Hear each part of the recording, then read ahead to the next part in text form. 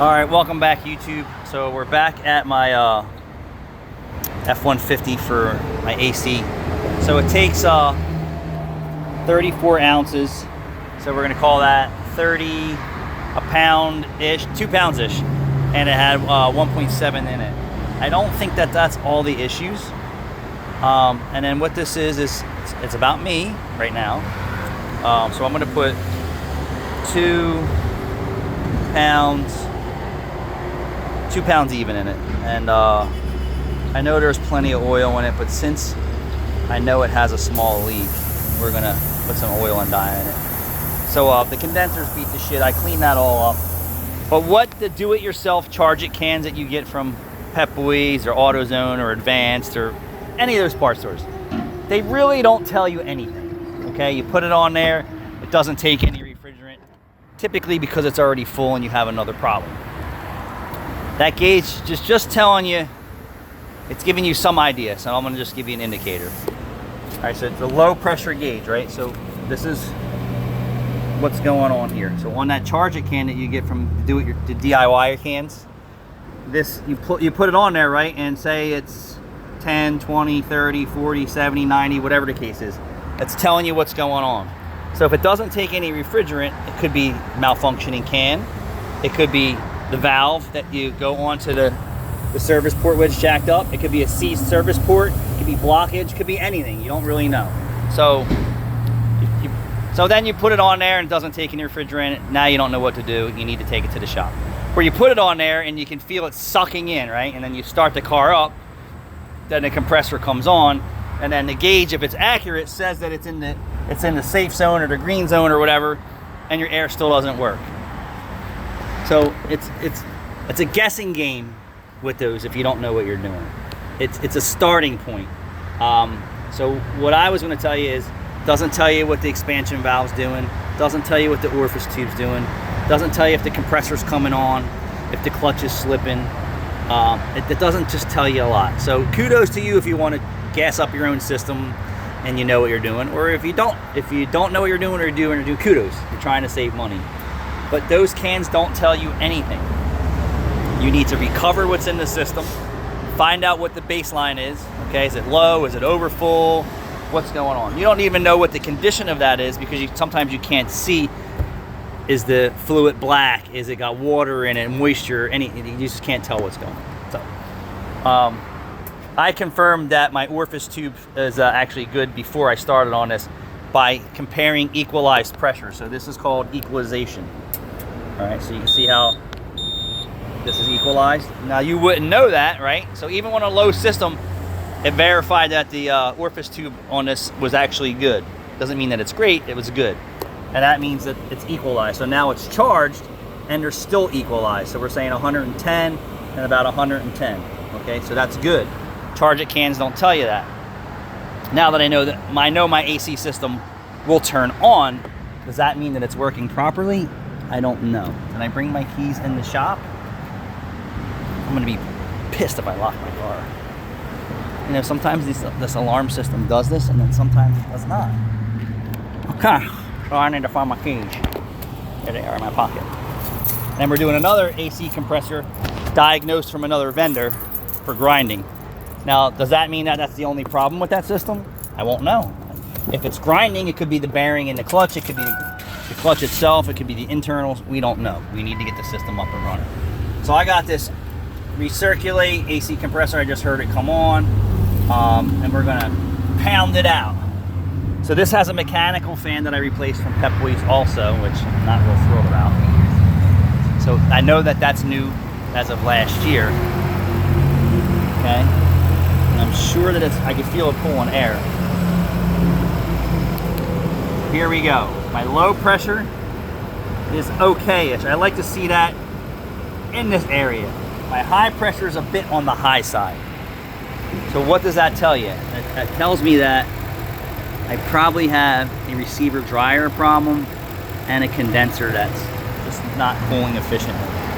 Will this make cold air? You can feel the heat in this. That light on.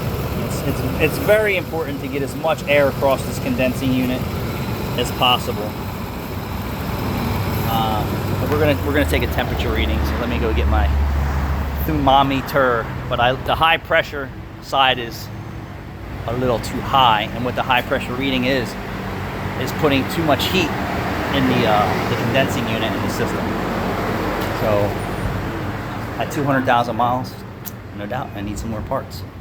I should have did the receiver dryer and the line that has the filter in it when I did the compressor, but I didn't. So the next round of repairs for this thing is gonna get the compressor warranty, because I already know that's leaking. And it's probably leaking because the high pressure is higher than normal, which I'm okay with, because this is what I do, so it doesn't scare me that I need to do this job again. But at this mileage, I should have just replaced everything. But can I get cold air? Let's see. And you always check it from the center vents.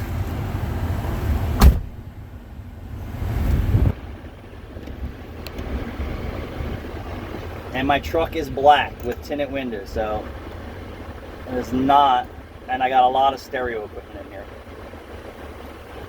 So I have multiple amps behind the back seat.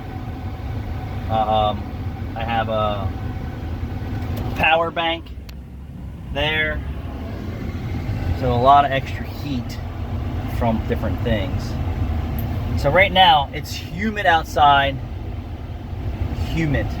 It's probably 90 degrees outside, and the humidity's probably 80 or 90 as well, somewhere in that area. And I'm getting 60 degrees in the center vents. Is that okay?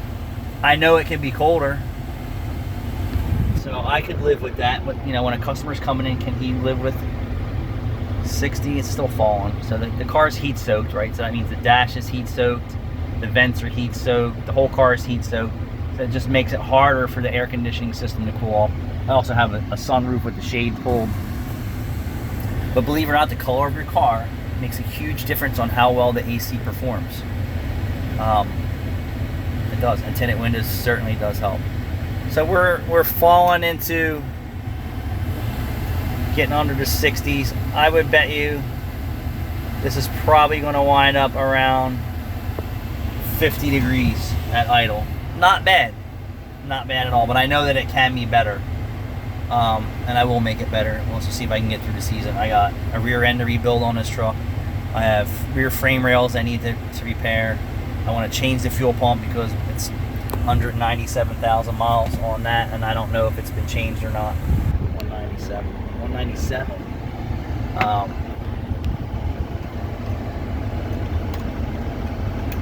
Come on, stay with me. So we're just falling under 60 degrees right now.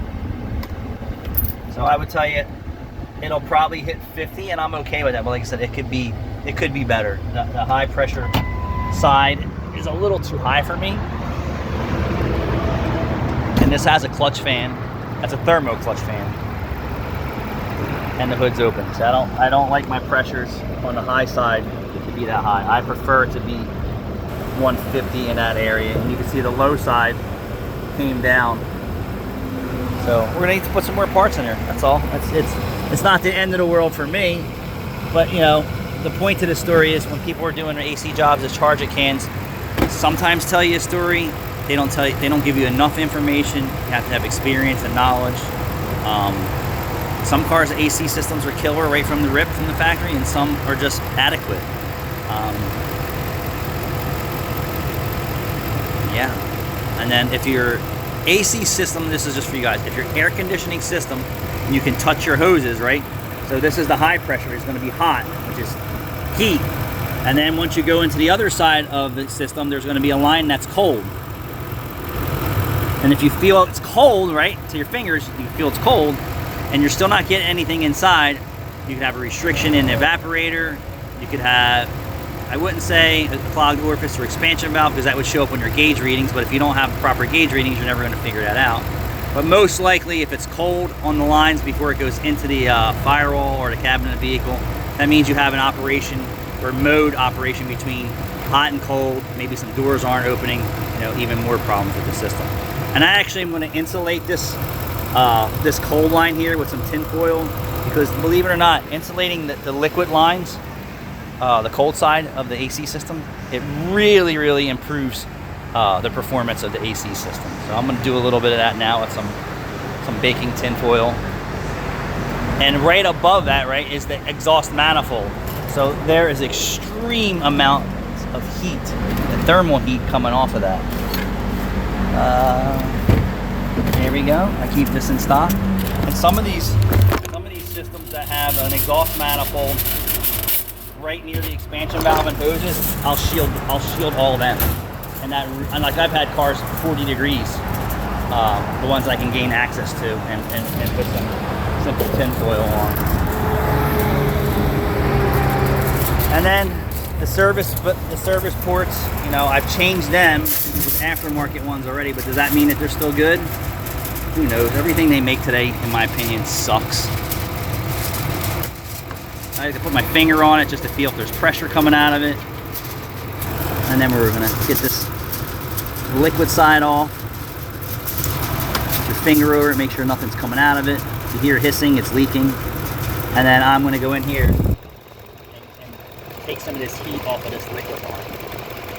Thanks for watching.